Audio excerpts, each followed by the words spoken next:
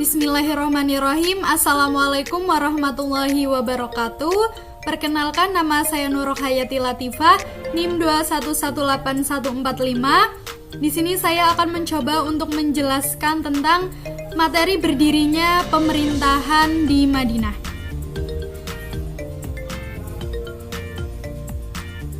Jadi, awal terbentuknya pemerintahan di kota Madinah berawal dari konflik dari suku Aus dan suku Kharaj. Mereka itu memperebutkan sumber air dan bukannya memperebutkan wilayah. Karena bagi mereka, sumber air adalah harta yang tak ternilai harganya. Nah, sumber mata air ini disebut dengan sumber mata air Buks.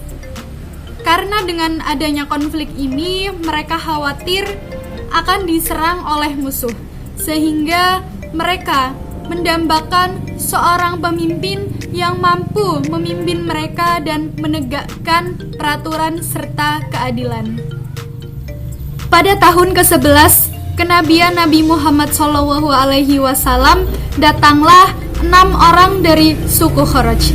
Nah, pertemuan ini disebut dengan pertemuan dua aspirasi. Di sisi lain, Nabi Muhammad menginginkan bahwa Yatsrib ini akan menjadi tempat berdirinya agama Islam.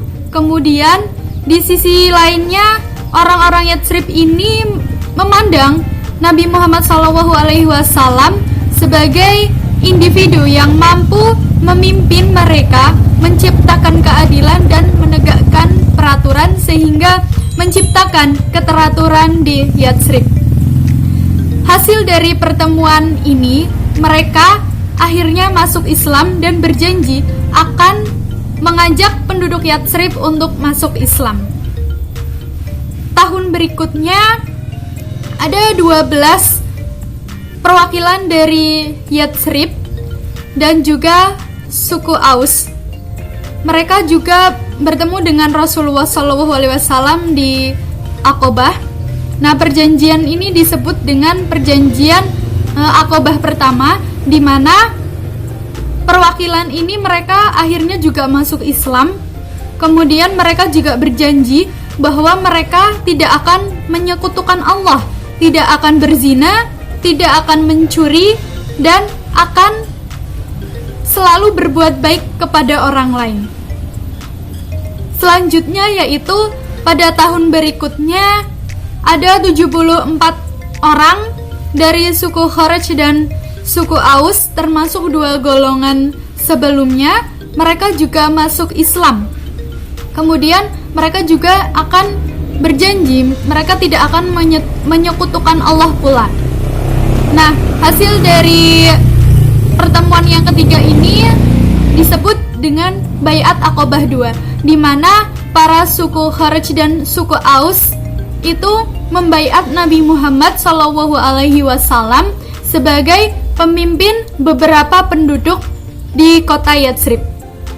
Nah, ini adalah awal mula berdirinya pemerintahan di Yatsrib, di mana Nabi Muhammad itu dibaiat menjadi pemimpin beberapa penduduk di Yatsrib. Karena Nabi Muhammad telah mempunyai 2 suku yang terbukti sangat berperan dalam tegaknya ajaran Islam di Yatsrib, maka Nabi Muhammad SAW memutuskan dan meminta kepada para sahabatnya untuk hijrah ke Yatsrib. Selain alasan dimintanya Nabi Muhammad SAW memimpin kota Yatsrib, juga ada alasan lain, di mana penduduk Islam di Mekah itu sudah tidak nyaman berada di sana karena adanya tekanan dan ancaman dari kaum kafir Quraisy Mekah. Ini adalah 2 alasan mengapa Rasulullah meminta para sahabatnya itu untuk berhijrah ke Yatsrib. Nah, hijrahnya Nabi Muhammad ini bersama dengan para sahabat disebut dengan kaum Muhajirin. Sedangkan nanti orang-orang yang menerima Nabi Muhammad dan rombongannya di Yatsrib itu disebut dengan kaum Ansor. Selanjutnya yaitu umat muslim akhirnya menetap di Yatsrib. Umat Islam memulai hidup bernegara di kota Yatsrib setelah Nabi Muhammad dan para sahabatnya hijrah. Setelah menetap kemudian nama Yatsrib pun kini diubah menjadi nama Madinah. Rasulullah SAW segera meletakkan dasar kehidupan yang kokoh bagi pembentukan masyarakat baru yang Rasulullah pimpin di Madinah. Masyarakat baru ini kan merupakan masyarakat yang majemuk, yang terdiri dari 3 golongan. Yang pertama yaitu golongan muslimin, yaitu golongan kaum Ansor dan kaum Muhajirin. Kemudian kaum musyrikin, yaitu orang-orang dari kaum Kharaj dan kaum Aus yang belum memasuki Islam. Kemudian ada pula kaum Yahudi.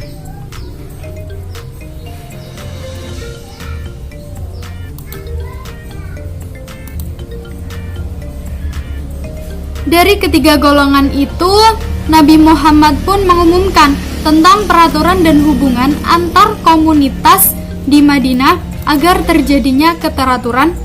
Pengumuman ini juga disebut dengan Piagam Madinah. Ini adalah suatu perjanjian yang isinya itu adalah hubungan-hubungan antara kaum muslimin dengan suku-suku yang lain. Jadi piagam ini itu adalah merupakan undang-undang untuk pengaturan sistem politik dan sosial masyarakat Islam serta hubungannya dengan umat atau suku lain yang berada di Madinah. Piagam ini dianggap sebagai konstitusi negara tertulis pertama di dunia. Pada masa itu hingga sekarang itu adalah pertama kali di dunia.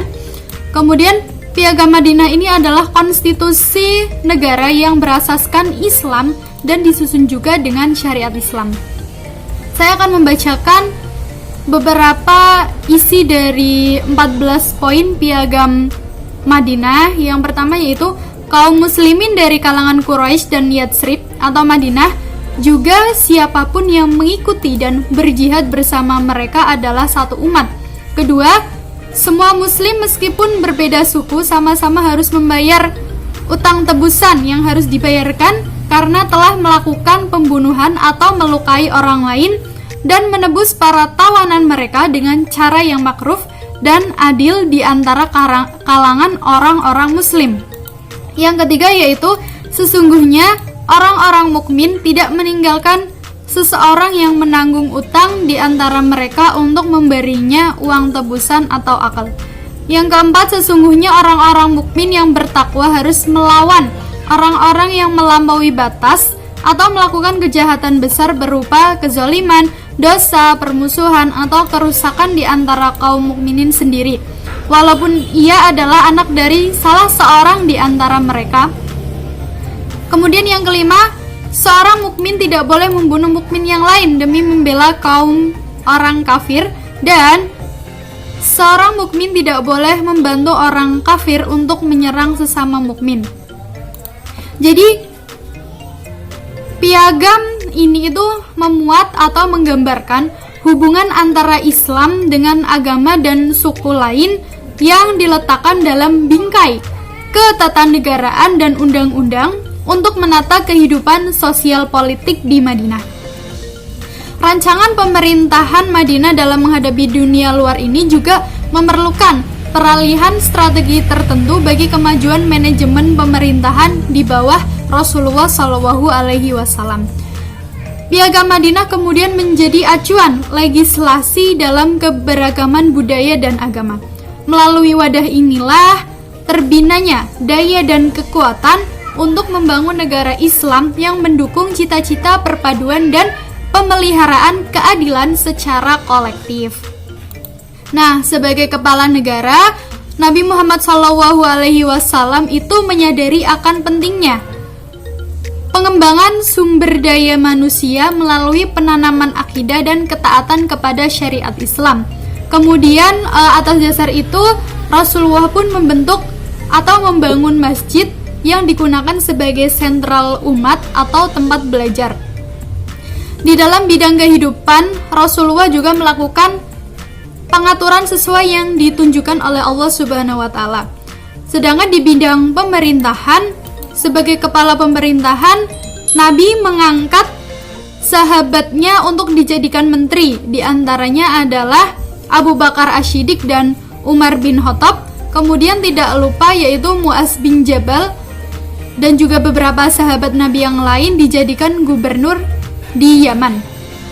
Nah, Rasulullah Shallallahu Alaihi Wasallam juga melakukan hubungan dengan negara lain. Ini juga disebut dengan hubungan luar negeri, yaitu dengan mengirimkan 30 buah surat kepada raja-raja di negeri yang lain seperti Persia, Mesir, Romawi. Nah, itu adalah contoh-contoh yang dikirim surat Rasulullah untuk mau masuk Islam. Akan tetapi tidak semuanya pula mereka tunduk kepada Islam. Akan tetapi karena dulu politik luar negerinya itu adalah bersifat dakwah semata, bila mereka tidak bersedia masuk Islam, diminta untuk tunduk, dan bila tidak mau juga, barulah negara tersebut diperangi. Nah, itu adalah awal mula pemerintahan di kota Madinah. Kemudian saat Nabi Muhammad SAW wafat, pemerintahannya pun akhirnya dilanjutkan di bawah pimpinan Khalifah Ur-Rasyidin seperti Abu Bakar Asy-Siddiq, Umar bin Khattab, Utsman bin Affan, Ali bin Abi Thalib, dan kemudian dilanjutkan oleh Bani Abbasiyah, kemudian Bani Umayyah. Nah, itulah materi yang dapat saya sampaikan. Kurang lebihnya saya mohon maaf. Wassalamualaikum warahmatullahi wabarakatuh.